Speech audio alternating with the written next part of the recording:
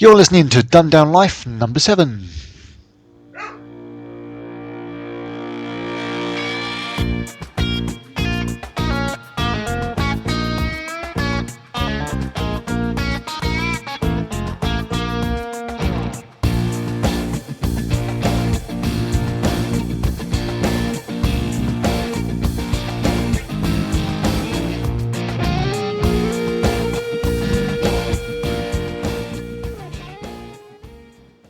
Hello, welcome to Dumbed Down Life. Hello, Darren. Hello, Lance.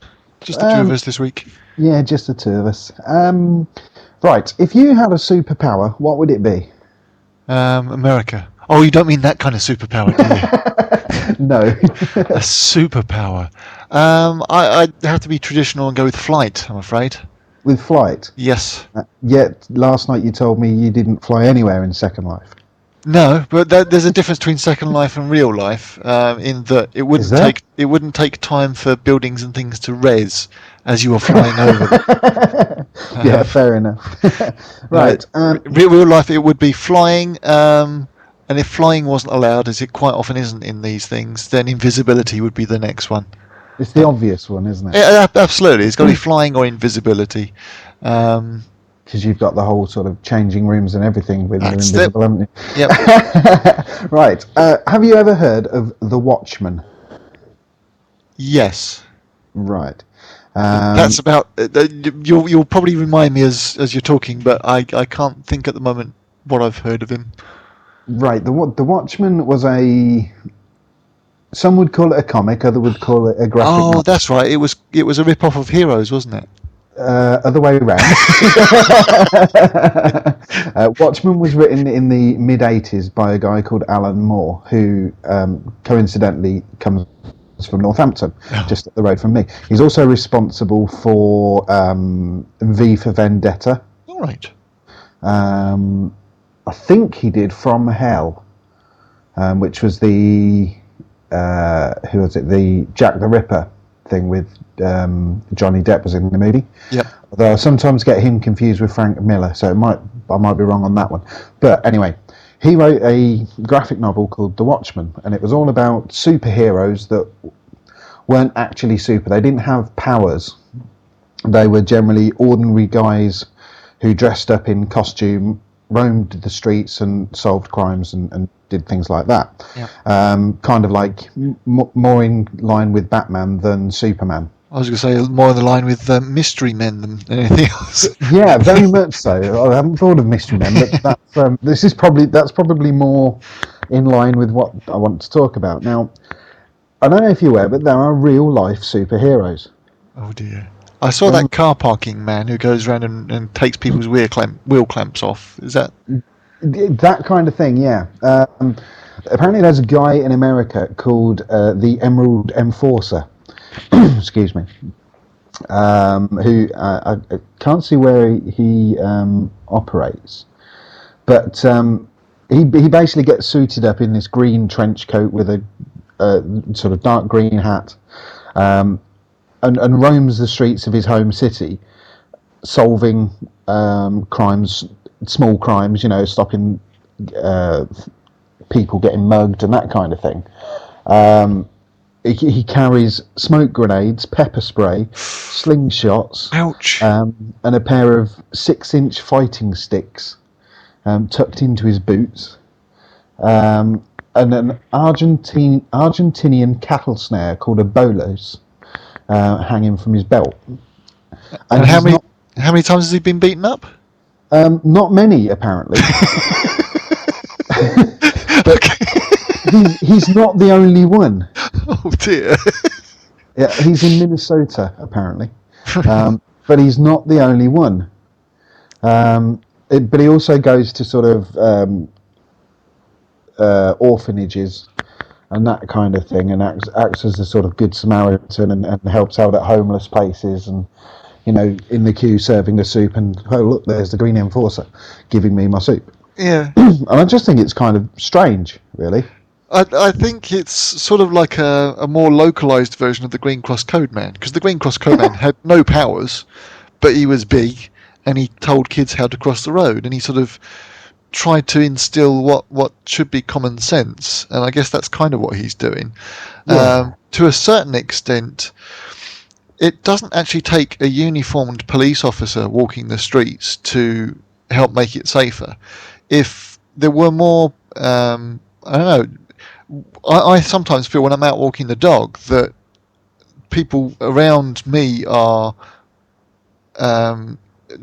you tend to sort of not scare kids off, but kids who are hanging around on corners, when they see an adult walking up, they'll walk away.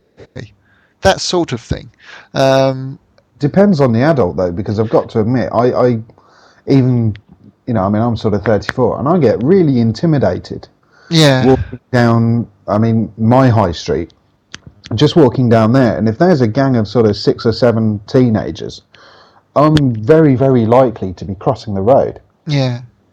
But with regards to sort of community stuff, I know that certainly when I've been out walking before, I've seen things like somebody's left their key in their front door, and I'll knock on the door and tell them, "Did you know you've left your key in the front door?" And they're, "Oh, sorry, thank you very much," and silly things like that. That it's not really a superhero's job to do, but it's community service that a lot of people would see as being it's your scouting good. It's your scouting good deed for the day, isn't it? Yeah. Like you say, that's more a sense of community. Yeah. Which is sadly lacking just about everywhere now. And I think that's possibly what this is doing more than scaring people off. Or has there got any success stories where he's bagged bad guys or anything? Yeah. Let me sort of read down the article, because there is one. You found Dr. Octopus, did he? Yeah. No, I mean, it's actually quite a long page, and small writing. Yeah. Not many pictures. Yeah. It was Alan Moore. I'll find it in a moment. It's in here somewhere, but there is a guy that has actually sort of taken on people.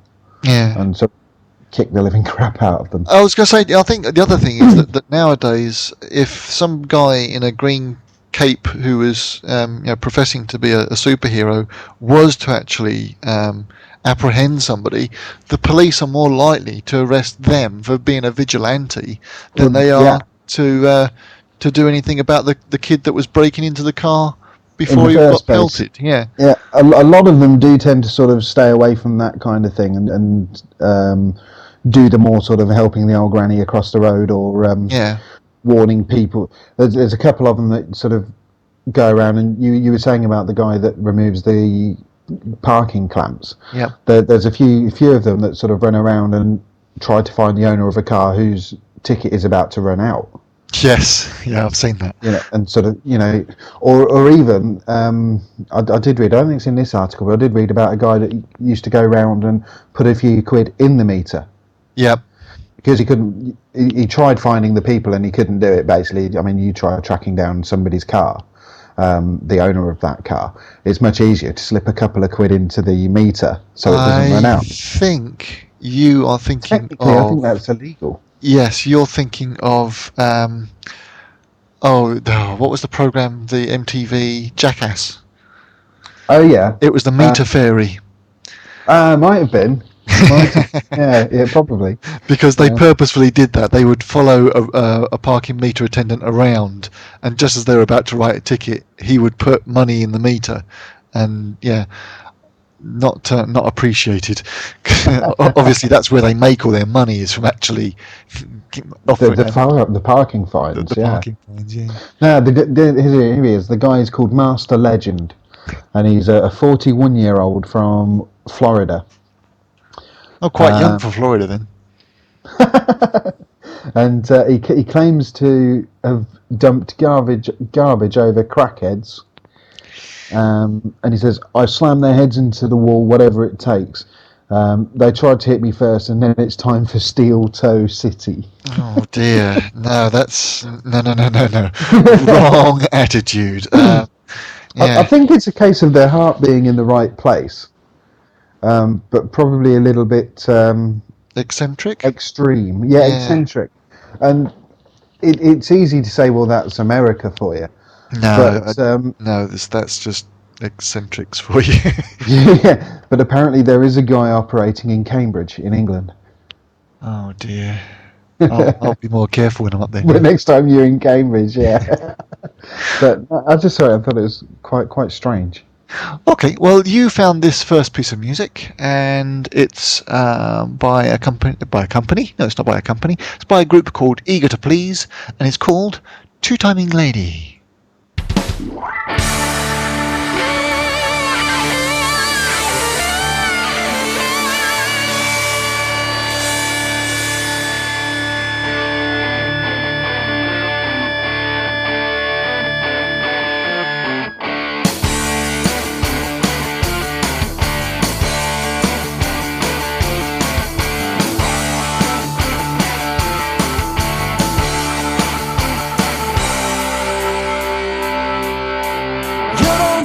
I know what you're all about. You're the cheating kind, and you always take the easy way out. You ain't fooling nobody, you're fooling yourself. Oh baby, baby, I put my love on the shelf. Two-timing lady, just get away from me. You lock me in and threw away the key. Two-timing lady, just get out of my face. Don't want your loving, got to get out of this maze.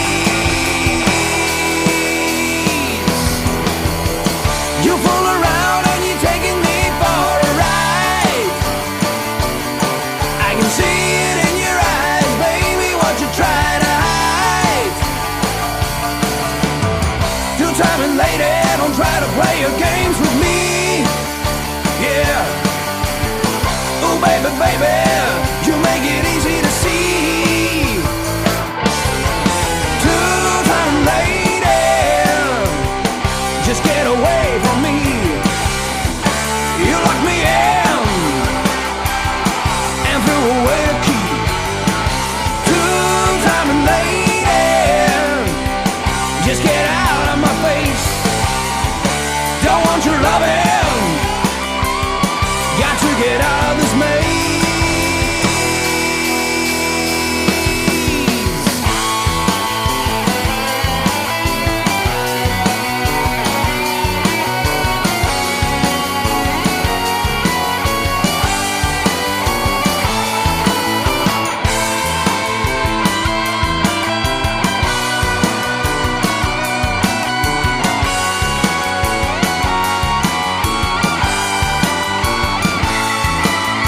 Two-timing lady, just get away from me.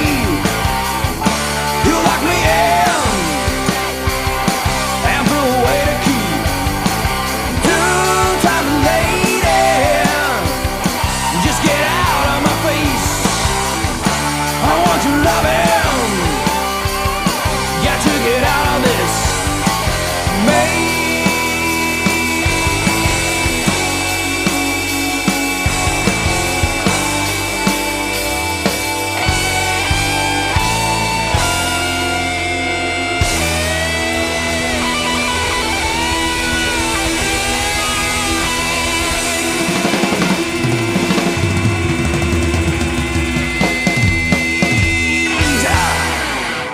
Yeah, I wasn't about to go over the top there of a drum solo and a bit of a guitar riff because I know how much you like a good drum solo, Lance. You can't crash a big finish, can you? Can't crash a big finish. I hadn't actually listened to that one all the way to the end, so I wasn't sure how it was going to finish. But the drum rolls and everything, yeah, couldn't let you down that one. Which leads, not coincidentally, into my topic rather well, because last night I was actually over at Lance's house, and we were discussing, among other things, Guitar Hero. Something which Lance is. I don't think you'd be embarrassed to say you're a bit of an addict on this Guitar Hero. I think the word obsessive is quite apt. Yeah, just one sort of quick conversational piece between you and I that's not really audience related, but I don't know whether you realised that Rock Band is actually being released for the PlayStation 2. Did you know that? No, is it seriously? It is being released for the PlayStation 2. Not sure whether it would have the internet downloads that you were talking about for the PS3, but certainly the March is the due date for the PS2 version. You've just made me a very happy person. It does mean that you don't have to buy a PlayStation 3 now, doesn't it? Fantastic. Right, but that's the good news. Bad news is I found two things that may well be the actual death of Guitar Hero, Band Practice or whatever it's called, and the rest of them. A website called ivideosongs.com. Have you heard about that one? I haven't, no. This this website at the moment has only got about 50 songs, but you can go to the website and they've got video clips and pages showing you how to play the guitar for the particular songs. Now, the majority of the songs... real guitar? As in real guitar. Right. So the majority of the songs are actually free, but some of them you pay for, depending on who it was that actually does the tutorial, because some of the tutorials are actually done by the original performers of the songs. Oh, really? Now, not being big into sort of music geeky side of it, I didn't really take notice of any of the names that were mentioned. But if you go have a look at ivideosongs.com, they are hoping to build up their catalogue of songs over time, and get people actually interested in proper instruments rather than beating away at these Guitar Hero PlayStation controllers. Now that's a great idea. The thing I like about Guitar Hero, or the thing I'd like to think of an effect of the Guitar Hero, is that more people probably would start to go and get interested in music and go and get themselves a guitar and learn how to play. Yeah. And in which case then this sort of site would be absolutely great. Now something that mixes, because you were explaining to me last night how the Songstar thing works. Now I guess something that mixes Songstar and Guitar Hero, whereby it actually knows what notes you're playing on the guitar, that would be a good one, wouldn't it? It would. It would be difficult to do in a console sense, because on a guitar you've got you've got 24 frets and 6 strings. Yeah. So you do the maths and take. There's a lot of notes. Okay. Yeah. So if you had a guitar controller such as you get with Guitar Hero, there's only so many buttons you can fit on. Right, but what I was saying though was with the Songstar you have a microphone, don't you? Oh, so you can have like an electric guitar that just sort of measures the wav of the note you're playing, and then it tells you if you're playing right. Absolutely.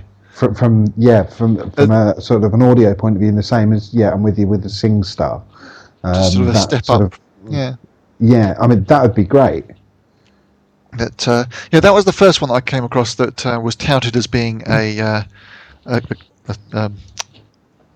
Guitar Hero killer. The other one that, thinking about this now, you might not know about. Do you remember the stylophone? Oh, absolutely. I saw your image on your live channel. Actually. Yeah, I know I shouldn't have posted that. Okay. The stylophone is back, and it's yours for a mere £14.95. Which is. Have you any idea how much they were when you originally bought one? Oh, well, I didn't originally buy one. Dad had one. Possibly still has one somewhere. But I don't remember it. See, I think Dad had it before we were sort of out and buying things. So it's possibly sort of something that he had from sort of his late teens. Right. Dad, let me know, where was it from? Because I certainly don't remember it being bought. But the classic one, of course, just doesn't have the input for MP3 player. I'd be interested to know whether they've actually completely redone the microelectronics inside, or whether it's still as it was basically a bunch of feedback loops that were just connected, and they used the touch pad metal contacts to actually complete the circuit, and it just buzzed basically. Now I know you've got sort of a fondness for these, haven't you, for the style? Because you've mentioned it on 2 or 3 occasions. Well, I never ended up going very far with music, but when I was younger, I certainly liked the whole keyboard and that sort of thing. And this was really the first electronic keyboard that we had.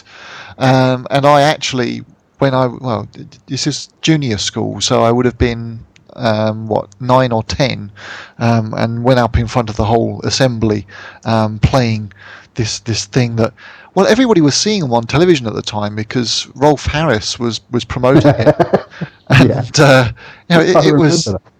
it was as big as the iPod. I mean, literally, in both ways. They were a bit of a craze, weren't they? In the same way as the Rubik's Cube, just about every single person had one, didn't they? Well, according to the website where you can buy them, which I forgot to make a note of, but I shall put in the show notes, 3 million of them were sold back in the 70s. And that's quite a big number for back then, especially when it was so limited as to what it could do. It was just, I think it was possibly one single octave. There was no volume control, so it wasn't polyphonic either, was it? You could only play the one note at a time. One note at a time. Well, you've got a stylus which has got a metal nib and a cable. Yeah, it's not like a stylus that you'd get on a PDA nowadays. It actually had a cable coming out of the end that went back into the machine, and you were completing the circuit by touching the metal keys. Yeah. A little square 9-volt battery in it, and it was hours of entertainment for the kids. And I mean, on a related note, I don't think I ever had a stylophone. Did have a Major Morgan, which was essentially the same thing. Major Morgan? Major Morgan, I thought that was sort of a step up from Simon in that it had the keys that flash and you had to follow the keys. No. It was a plastic thing in the shape of a sort of a cartoon soldier, and he was Major Morgan. And you used to get these, and essentially it was a stylophone, but without the stylus, and you actually push these buttons. Much like the same keypad as, can you remember Big Track? Yeah. Same kind of programmable keys like that. It wasn't programmable, but it was that kind of push button key. So it wasn't a keyboard? Note. Right, okay. No, but what it had like a flat open area, about the same size as an iPod, and you used to slide cards in. And at the bottom of the card was a set of letters, and that basically was the letters of the notes to play a tune. And the notes were then on the card above you. So if it sort of said A, you'd push the A button, and then it'd say C, and you'd push the C button. And you came out with sort of nursery rhymes, essentially, playing those. Quite limited in the same as the stylophone. I keep wanting to say styrofoam. But the stylophone, you couldn't play sharps or flats, could you? Yeah. There were only major notes. No. It's got the sharps and the flats. But it was only 1 octave. That was the killer. The Major Morgan, you couldn't even do the sharps or flats, which limited your range of the music you could play. But I had one of those, which was kind of the step up or downward, depending on which way you want to look at it. But it was the same idea. But no, I don't think I ever actually had a stylophone itself. Well, you're saying there about Big Track. Now that was one toy that I did want, but never ended up getting. But I'm sure that can be a topic of conversation for another day. Yeah. Have we had any feedback this week, Mr. Goodman? None whatsoever. None whatsoever? No. Oh, okay. Well, perhaps it's because people don't know how to contact us. Well, if they want to know, they can email us at ddl.podshow@googlemail.com. They could go to the website, which is due for some sort of an update soon because it's looking fairly dim, which is ddl.podshow.com. You can give us a call on 0207 1932 982. And you can subscribe to Twitter. Look for Dumbed Down Life, and then that will tell you when the next show comes out or when we're doing a recording. Oops, forgot to put that. And just really help you follow along with the show. Right, and from there, let's go on to the next piece of music. This is a piece of music which I found. And this was something that I heard from the Worlds of Wayne podcast, which is worldsofwayne.com, strangely enough. And it's by an artist called Civicminded, and the song is called Anchor.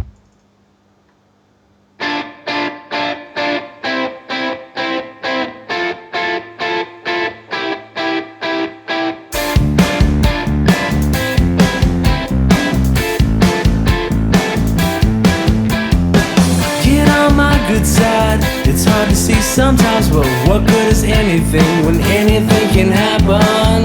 Could you even say that you went away? Cause what good is everything when everything can happen?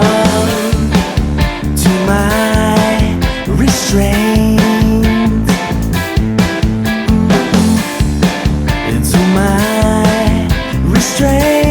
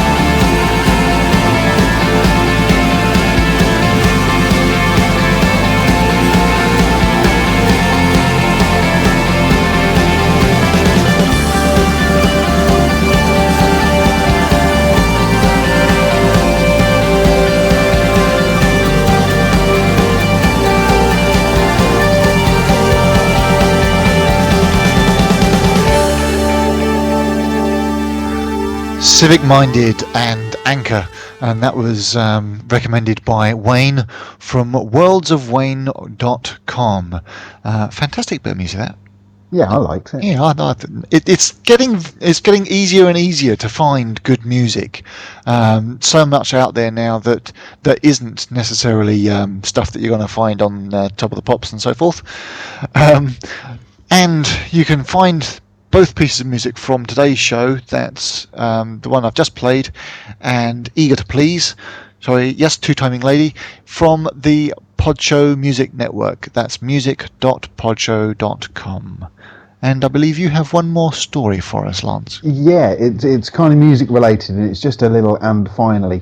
There's an indie band in Britain called Sea Power, and they're playing a gig in the Irish Centre in Leeds.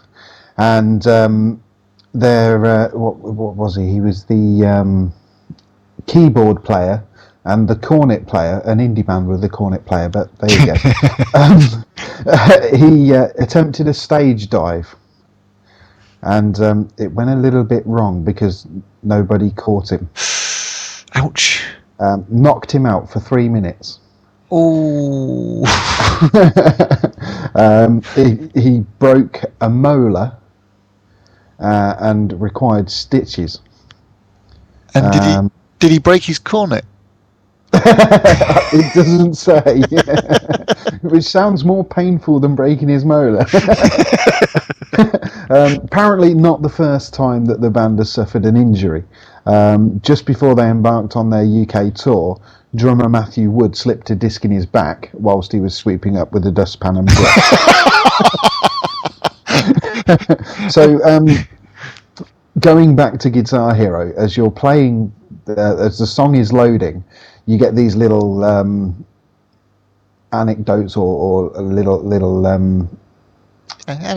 slogans kind of things, like "Don't ever wear a white belt," or "Keep a bottle in the van, and you'll see why."